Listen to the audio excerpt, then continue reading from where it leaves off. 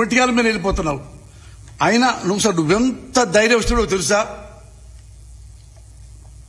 మీ ప్రజలకు మీరు కూడా వినాలి. ఈ పవన్ కళ్యాణ్ ఎంత ధైర్యస్తుడు అంటే, వన్స్ ఆన్ టైం హైదరాబాద్లో ఉన్నాడు.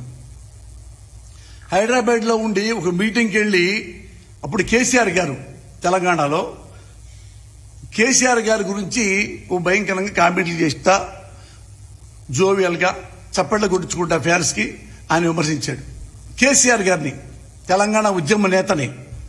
ఇది కేసీఆర్ గారికి జారదీశారు.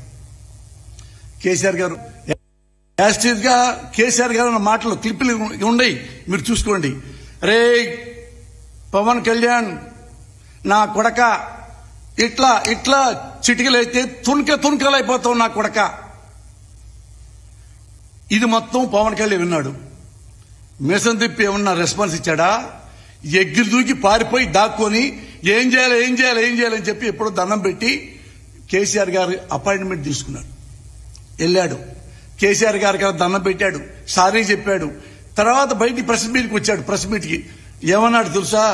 సార్, కేసీఆర్ గారు గొప్ప మేధావి, ఉద్యమకారుడు, ఇంత డెడికేషన్ ఉందని నాకు తెలియదండి, ఇంత డెడికేషన్ ఇందులో ఉందని, హౌ గ్రేట్ హీఈజ్ అని ఒక అరగంట పాటు కేసీఆర్ గారిని పొగిడి ఆ నుంచి పారిపోయి వచ్చాడు.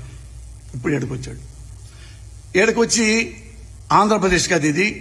ఇక్కడ ఏంటంటే అక్కడికంటే ఇక్కడ కాపు కులస్తులు ఎక్కువ ఉంటారు. నేను కూడా కాపునే కాబట్టి ఇక్కడ ఏమన్నా చెల్లిపోయిద్ది. ఇప్పుడు రావడంతో మనం తిట్టేద్దాం. అక్కడంటే కేసీఆర్ అంటే మన భయం, ఉద్యమకారుడు కాబట్టి. ఇక్కడ పొలిటీషియన్సే కదా, తిట్టేద్దాం అని నోటి